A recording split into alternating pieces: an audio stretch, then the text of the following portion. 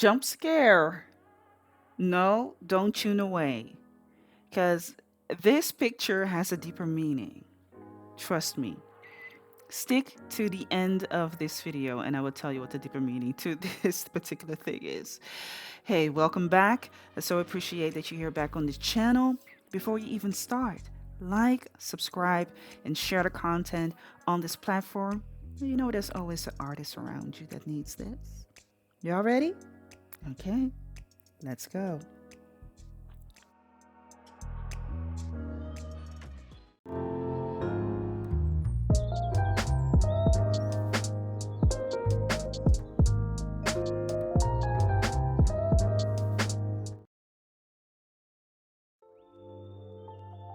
All right, so there's this artist that I follow on Instagram. This is the second thing that I want to talk about. And I talked about this particular subject many times. Okay, plenty of times. Savvy enough. You don't have the capacity or you don't have the knowledge and or both. Okay, you just don't have it. So not a bad word about galleries. But however, this particular artist called Precent, follow him on Instagram. Go check this man out. His art is amazing. Oh my God. These are the type of people, when you look at their art, you're looking at your own art and you're like, what the hell am I doing? What the hell am I doing? No, but he has amazing art. Go check him out. He posted a video. I don't know if it's still there, but you can check out the reel. It's a reel.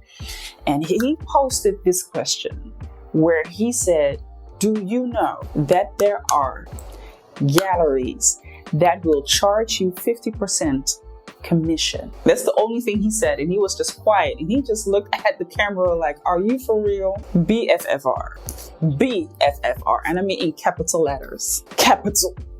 All of them. All letters. I'm going to play devil's advocate here. I'm going to play devil's advocate, which I don't like to do, by the way. I'm a Cancer. We don't do that type of ish. It is what it is, baby. That's what we say. We don't play devil's advocate. We ain't giving you no benefit of the doubt. Because if we're doubting, we ain't doing it. But just for the purpose of this video, let's go into it. So let's play devil's advocate, right? Let's say you have a gallery.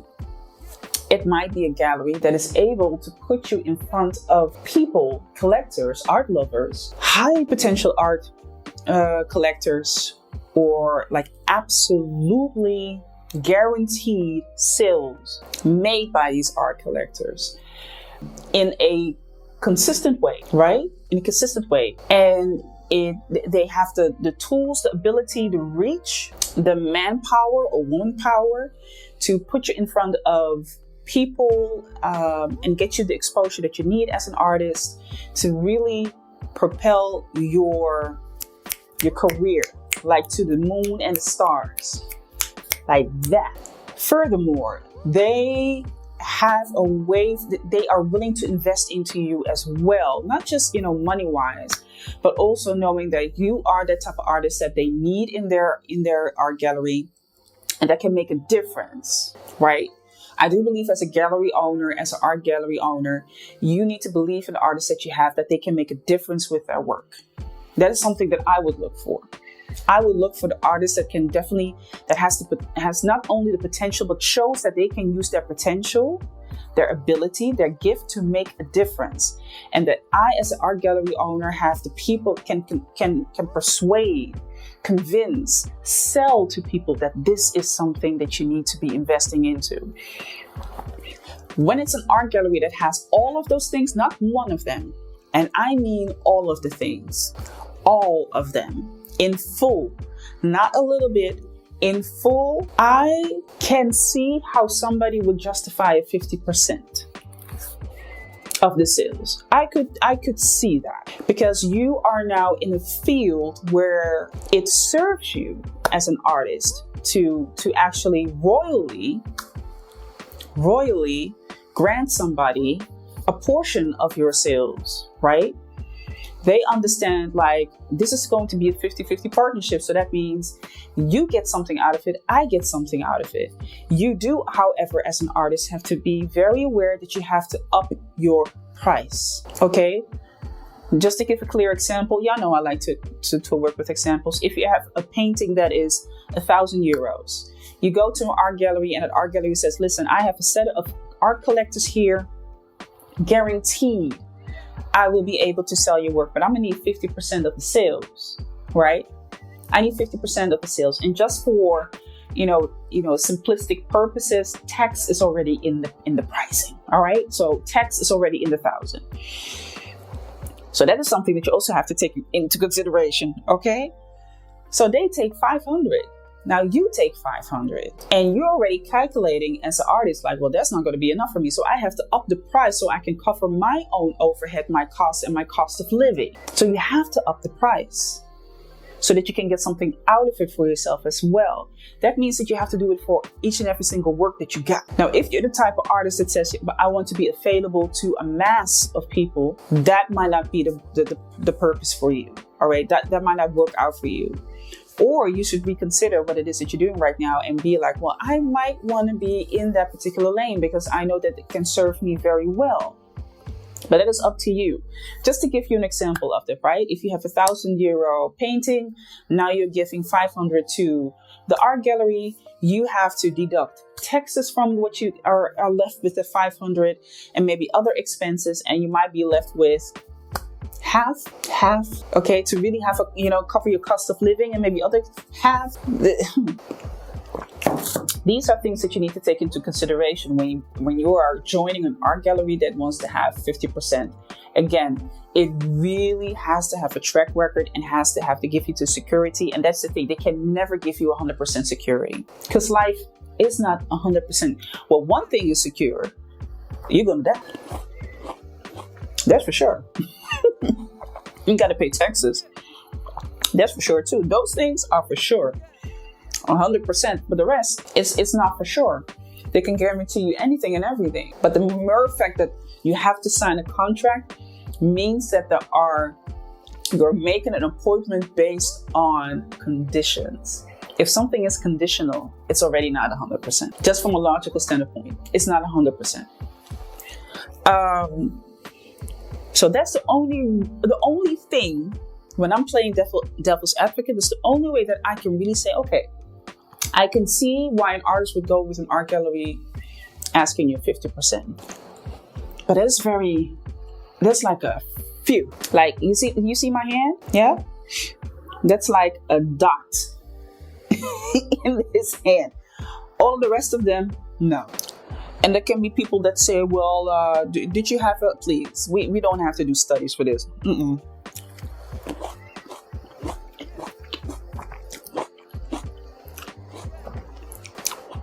No.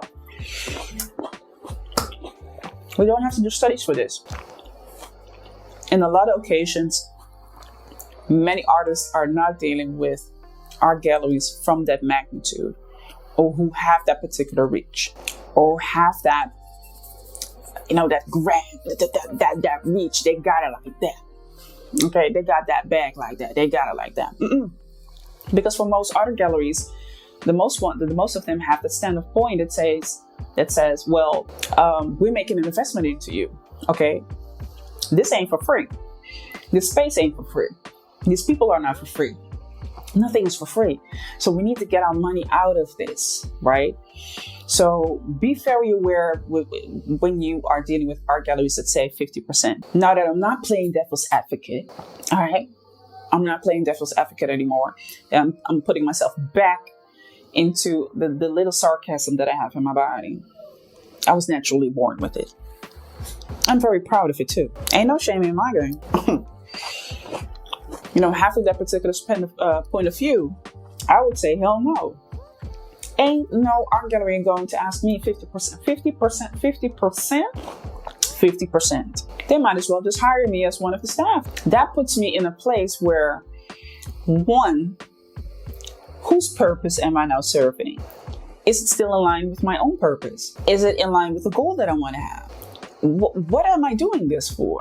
Just so that I can say that I'm with an art gallery and that there's a potential for me to sell my work to a group of art collectors? That is not worth it. Then I already have the slow burn, steady growth of expanding myself, right? Independently. And I think that is the part that scares a lot of people. People hear 50%, but they are looking at, well, you know, it still allows me to be with an art gallery and sell my work somewhere. I don't have to do the heavy lifting for everything. But 50%, nah, baby. No, baby. No. We're not going to do that. That's way too much. That is of a magnitude that I could not support. I absolutely could not support that. I could not support that. It doesn't matter how prestigious that art galleries, it doesn't matter how much reach they have. I could not support that, because this is something that a lot of artists forget. And I do feel that I need to stress this. This is a part where a lot of artists tend to forget the worth and the value that they have put before they ever reach the point of getting to a gallery. There is something that you have done over the set amount of time, over the X amount of time to get to the point where you are right now. Before you knocked on the door of an art gallery, you have done all of that work. If you would translate that to the number of hours, the exposure, the investment into marketing and advertising, into your talent, into your working hours, you did a lot of work which led you to a frequency, a level of working that is good enough to be at an art gallery. And I feel that artists are like just throwing that to the side. You know, what I like to say, common sense, excellent sense to the left, intuition to the right, just to fall face forward into some mess. And the mess is giving away 50% of your earnings. You earned that. I am not saying no commission. If you don't want to do any commission, you have to do it yourself. Do it yourself, then you get everything. I do believe it's fair for any art gallery to say, well, we'd like to have, you know, some commission, or do it on consignment, right? We keep it here. If you sell something, we can negotiate on what the commission might be. I don't think there's a general rule of thumb, because it differs. I hear people say 25% is feasible. Some say 30% is feasible. Pick one, or go into the middle of them, you know. I think it also depends on the type of art gallery that you are approaching, and if they really are in your lane and it's something that you really would like, you know, you really see it as a partnership, which I also mentioned in the video that I created about art galleries. See it as a partnership, and not you being an employee and them being the employer, which to me feels more in the direction of having that 50%. But artists tend to forget that. You've done so much work before that. You have done so much work in order for you to be at the place where you are. That is not for nothing. All right, that is not for nothing. And I'm not talking about the artists that have been, you know, that it has been thrown into their lap by whoever it is, or they're already in the wealthy circles and they just step into the art gallery because mommy, daddy has a rich friend in a network, and they can just. I'm not talking about those people. Those are not the interesting, not to me at least. They do already what it is that they do. I'm talking about the ones that are really working and paving the way. They're putting brick by brick. And you are now having laid such a beautiful path and a foundation for yourself, a structure. You organize it. You stay disciplined.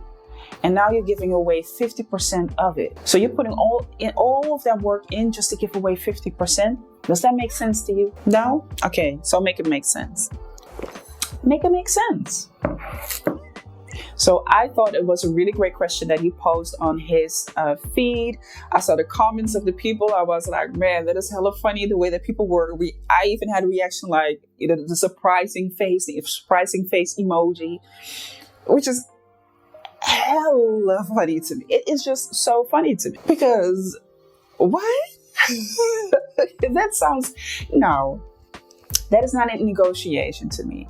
So I'm saying all of this to say this. All right. I understand that in a very competitive market, which the art market is a very competitive market. If you look at the number of art collectors and the number of artists, it's skewed. I've said it plenty of times. Plenty of reports and researches have been published about this. This particular subject. It's a very competitive market. So you do have to have a competitive advantage, and you do have to have some. I don't want to say you have to be conniving. Don't be like the Grinch. Don't steal from other people, but you do have to have a strategy in order for you to put yourself in front of the right people. In front of the right people. But this is not the way. I don't care how prestigious they are. All right? I don't care how prestigious they are. Okay, so this is the last subject that I want to talk about before I go to work. All right, before I go to work, diligently work. The last thing that I want to talk about, what was that? Yeah. So, something that I did not notice, but what happened this particular week, and that was Instagram and Facebook was down. I didn't notice it because I was at work in the studio. That is what I was doing.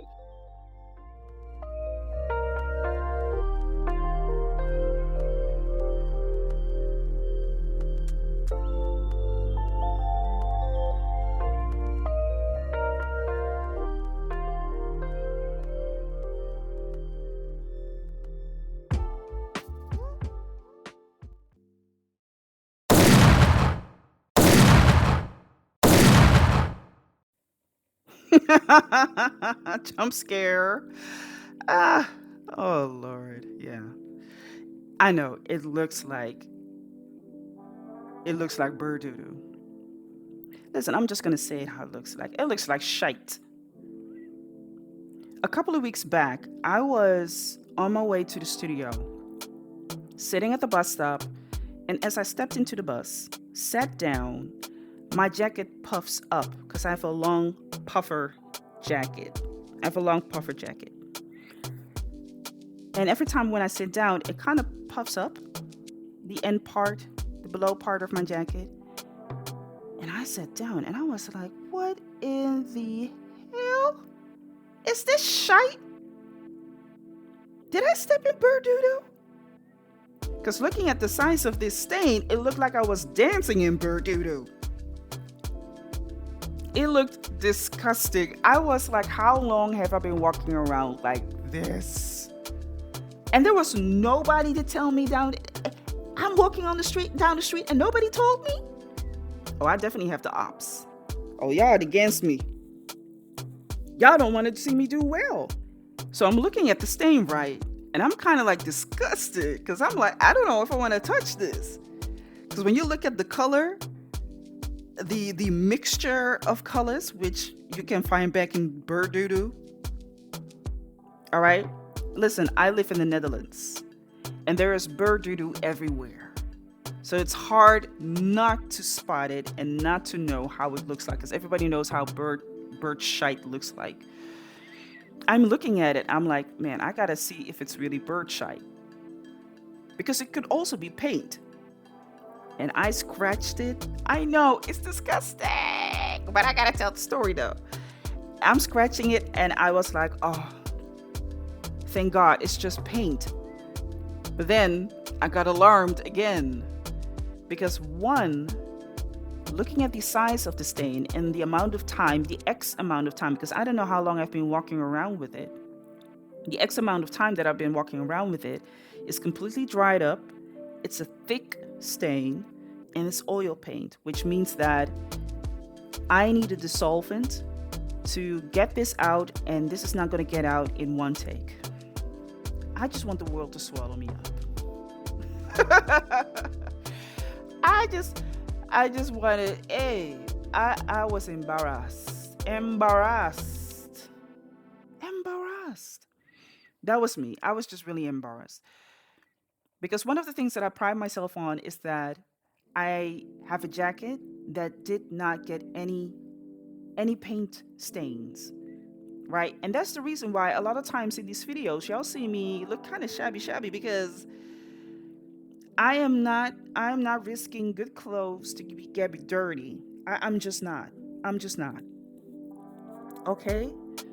Acrylic paint, oil paint is a pain in the butt to get out of your clothes. So I have a number of clothes that I'm willing to sacrifice, for the good cause. I'm willing to sacrifice them. They can get dirty. I don't care if they get dirty. I don't care if they get paint on it. I have shoes, slippers. I do not give two rats butts if they get dirty. I don't, but for all other clothes, I do not want them to get dirty. And that has a particular purpose, what I will get to later on. But here's the thing that I can give you as a tip. And the next video is definitely also going to show that. Is that when you deal with oil paint or any medium that has oil in it, use an oil dissolvent or oil medium to get it out. All right? Oil dissolves oil. Number one rule, you get it with chemistry.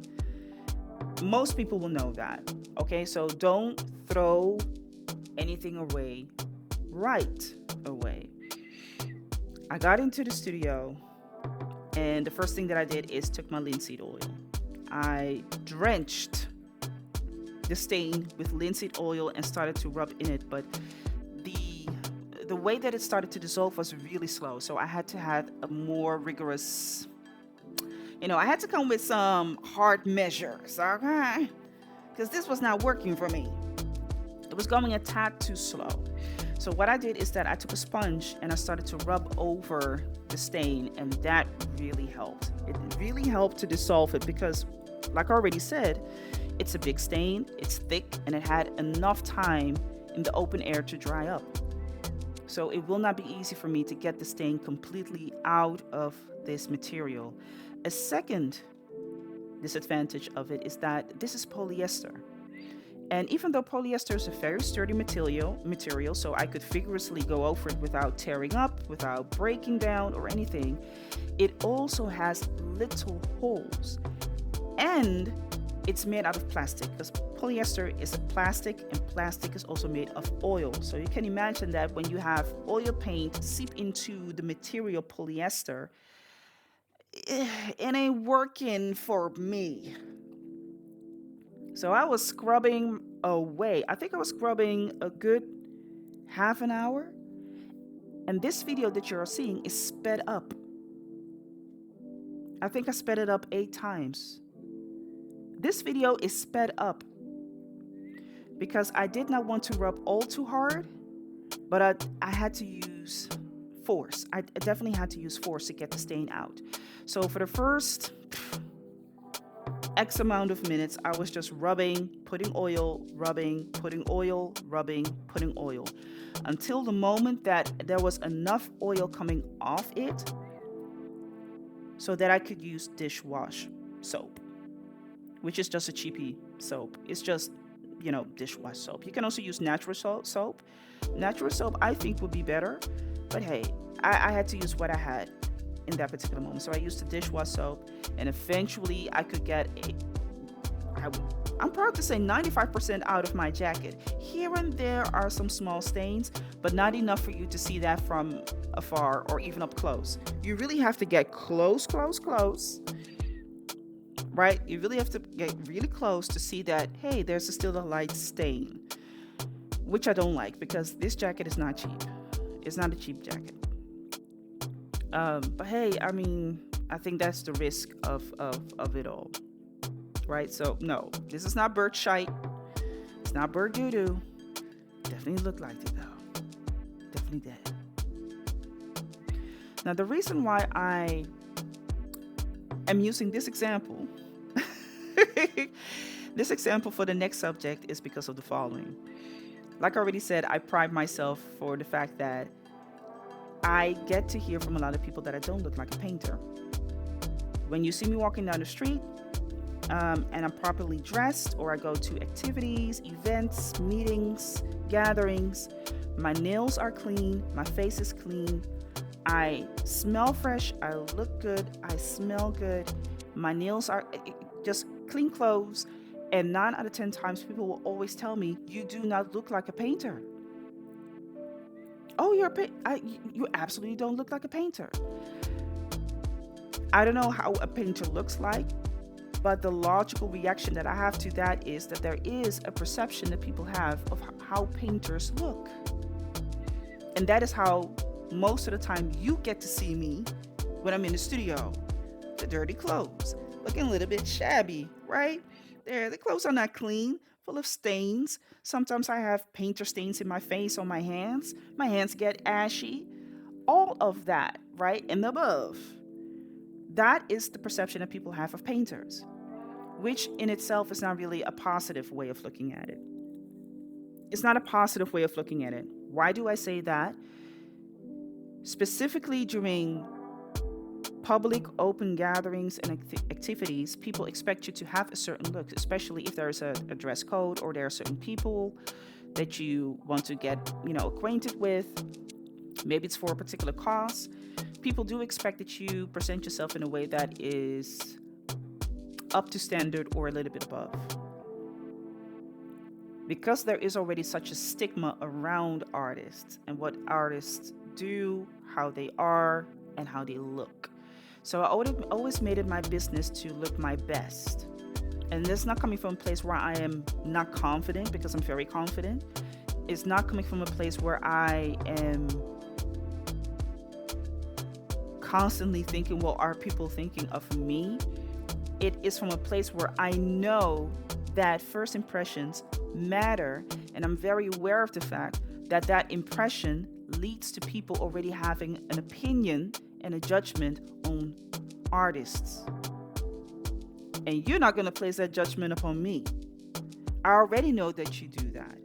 And in general, people do that as well. We have a first impression of someone.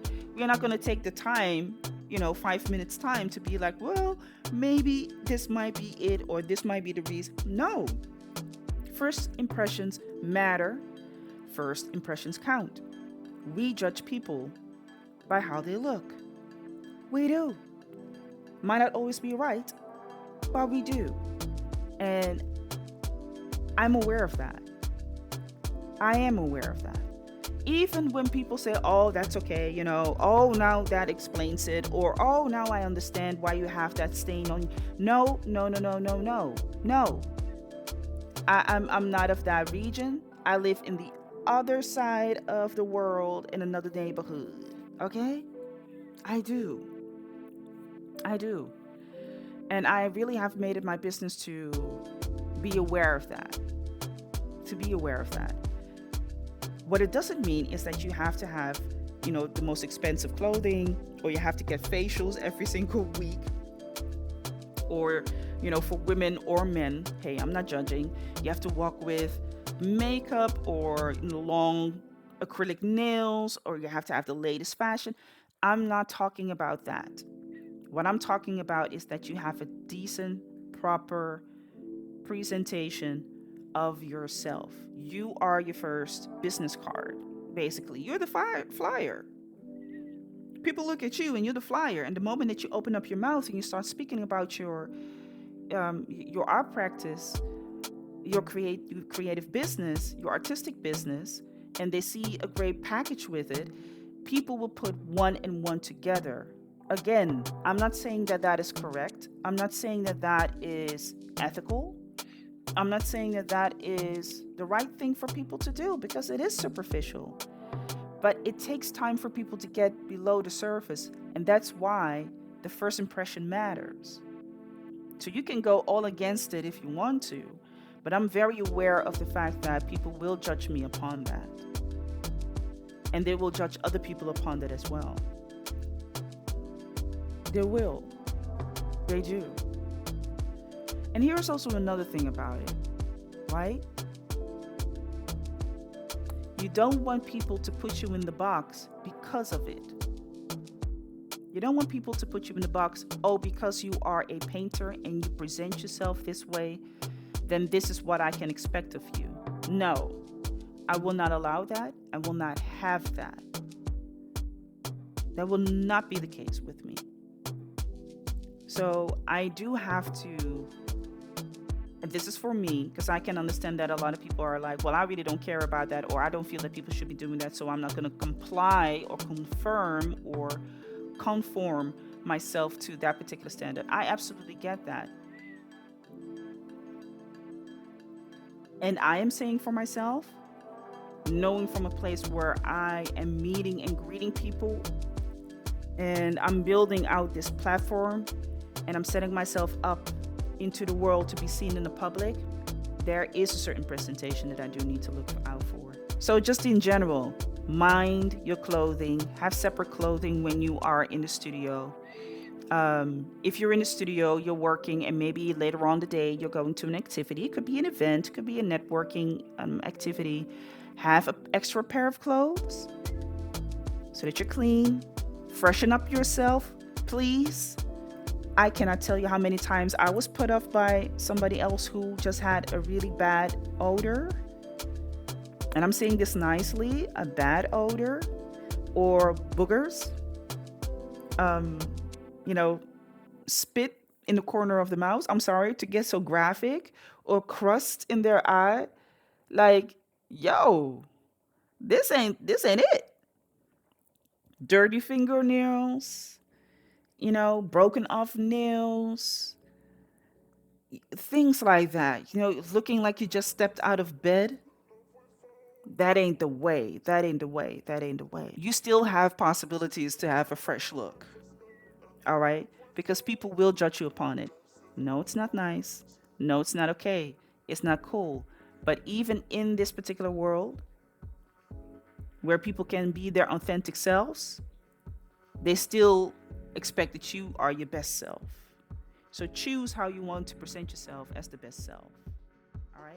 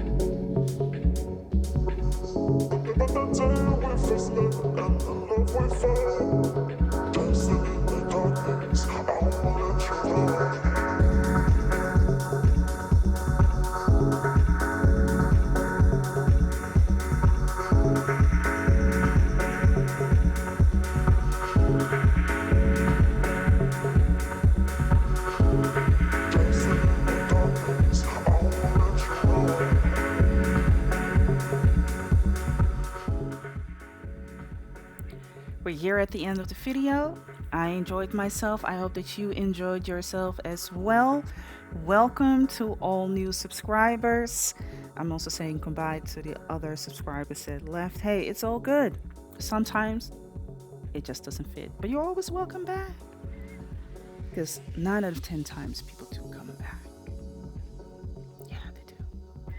But hey, it is what it is. I hope that for those who are still here on the platform, that you are enjoying how things are developing themselves, the topics that I come with. And maybe there are certain topics that you also want to know. So please don't hesitate to put it here below in the comment section what it is that you want to talk about. Maybe there's a certain concern. Maybe you are on your journey to be a professional artist or creative.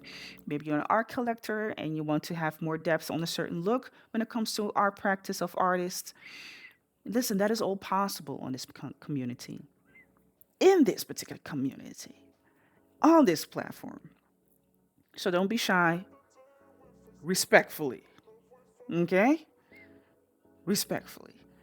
And I will be there, of course, to give my take on it.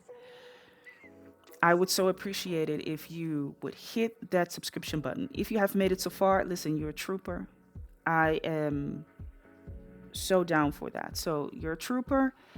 Subscribe to this platform.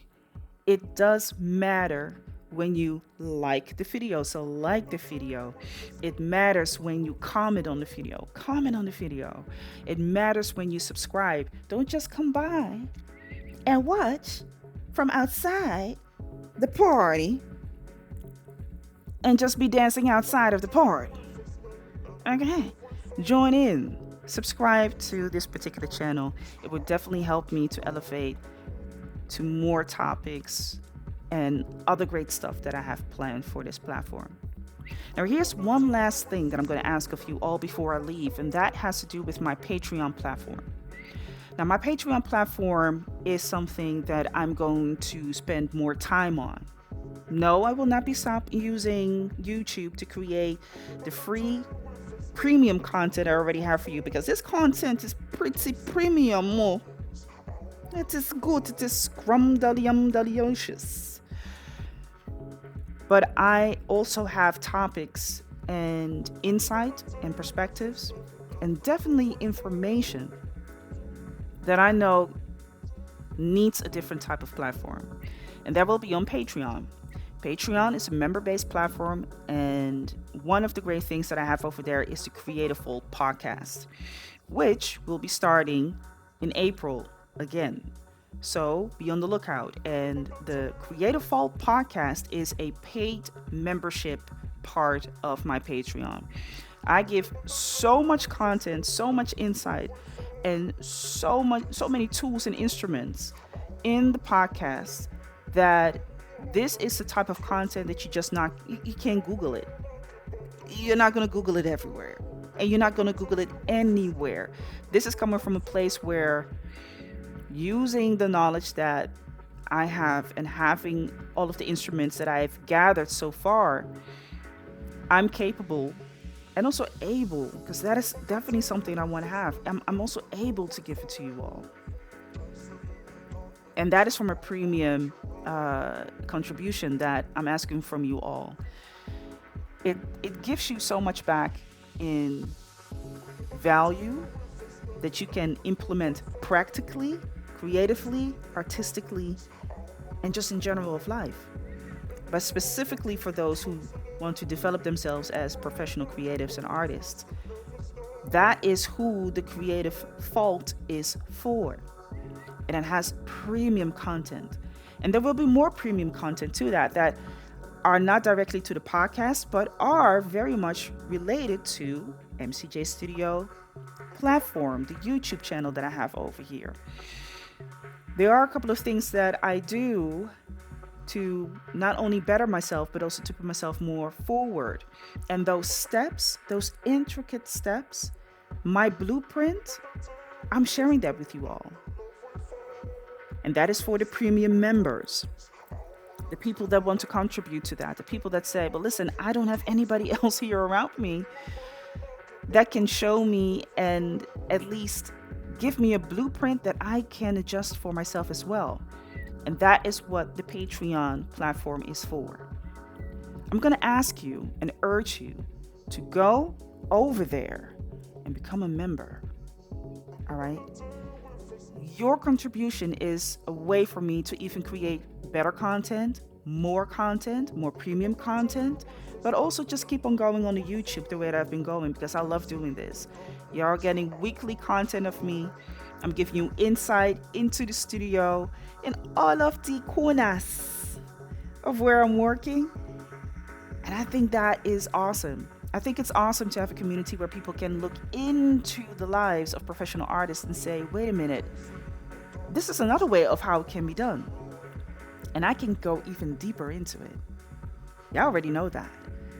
So again, Patreon is the place where you can get the premium content. Your contribution is going to matter and you're going to benefit so much from it. All right? So, last but not least, subscribe, like, share. You know there's always an artist around you that needs this type of information. You know that. All right. Listen, I love y'all. Much love and blessings to you all. I'll see you soon, babes. And loves. And studs. All right. Bye, y'all.